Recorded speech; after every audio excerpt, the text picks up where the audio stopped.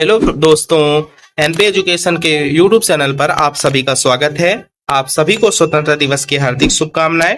आज इस स्वतंत्रता दिवस पे हम जानेंगे राष्ट्रगीत और राष्ट्रगान के बारे में। तो बात करते हैं राष्ट्रगान के बारे में। राष्ट्रगान भारत के राष्ट्रीय गान जन गण मन की रचना नोबेल पुरस्कार प्राप्त भारतीय कवि रविन्द्रनाथ टैगोर द्वारा मूलतः बांग्ला भाषा में 1911 ईस्वी में की गई थी। इसके हिंदी संस्करण को भारतीय संविधान सभा द्वारा 24 जनवरी 1950 को राष्ट्रगान के रूप में स्वीकृति प्रदान की गई। जनगण मन को पहली बार 27 दिसंबर 1911 को भारतीय राष्ट्रीय कांग्रेस के कलकत्ता अधिवेशन में गाया गया था और इस गीत का प्रकाशन भारत विधाता शीर्षक से सर्वप्रथम तथ्यबोधिनी नामक पत्रिका में जनवरी 1912 में किया गया था। जनगण मन का वर्ष 1919 में मॉर्निंग सॉन्ग ऑफ इंडिया शीर्षक से अंग्रेजी में अनुवाद किया गया था। राष्ट्रगान में सिर्फ उन्हीं राज्यों का वर्णन है जो तत्कालीन समय में ब्रिटिश शासन के अधीन थे। गुरुदेव रविन्द्रनाथ टैगोर ने 1911 में एक पंक्ति की रचना की थी जो 5 पदों में थी। कविता के पहले पद को राष्ट्रगान के रूप में अपनाया गया है। जनगण मन मूलतः बंगाली भाषा में लिखी गई है जिसमें संस्कृत शब्दों की अधिकता है। इसे सिर्फ संज्ञा शब्दों के प्रयोग से लिखा गया है।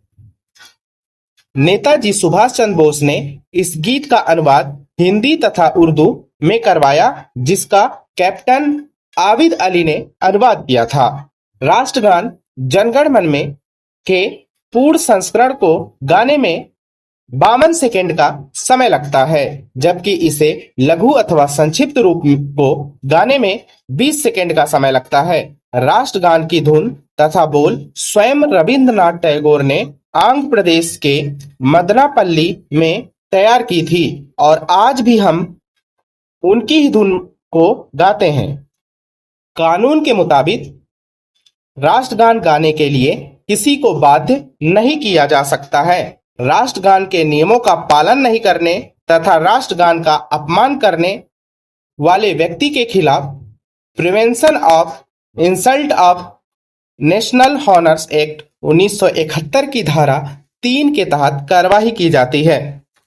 कभी कभी इस बात का जिक्र होता है कि रविन्द्रनाथ टैगोर ने इस गीत की रचना अंग्रेज जॉर्ज पंचम की प्रशंसा में की थी, जबकि यह गलत है क्योंकि स्वयं रविन्द्रनाथ टैगोर ने एक पत्र जो उन्होंने 1939 में लिखा था उसमें इस बात को खारिज किया था। साल 2005 में कई लोगों ने प्रदर्शन किया और राष्ट्रगान में सिंधु शब्द को कश्मीर में बदलने की मांग की और इसके बदले में दलील की गई कि सिंध अब पाक अधिकृत कश्मीर का हिस्सा है। अब बात करते हैं राष्ट्रगीत की। तो राष्ट्रगीत बंकिम चंद्र चट्टोपाध्याय द्वारा लिखित वंदे मातरम गीत को भारत के राष्ट्रीय गीत के रूप में 24 जनवरी 1950 को दर्जा दिया गया। बंकिम चंद्र ने 7 नवंबर 1976 को बंगाल में कातलपड़ा नाम के गांव में इस गीत को लिखा था।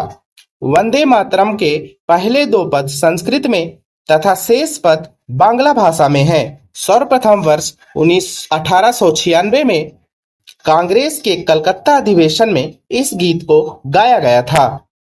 पहली बार अरविंद घोष ने इस गीत का अंग्रेजी में और आरिफ मोहम्मद खान ने उर्दू में अनुवाद किया। बंकिम चंद्र चटर्जी ने 1882 ईस्वी में जब आनंदमठ नामक बांग्ला उपन्यास लिखा तब इस गीत को उन्होंने उसमें शामिल कर दिया और इसके और भी पद उपन्यास में जोड़ दिया। आनंदमठ उपन्यास बंगाल में किए गए सन्यासी विद्रोह पर आधारित था। बंग भंग आंदोलन के दौरान वंदे मातरम राष्ट्रीय नारा बना था। Thank you. अगर वीडियो पसंद आई हो तो लाइक करें, शेयर करें, सब्सक्राइब करें। जय हिंद, वंदे मातरम।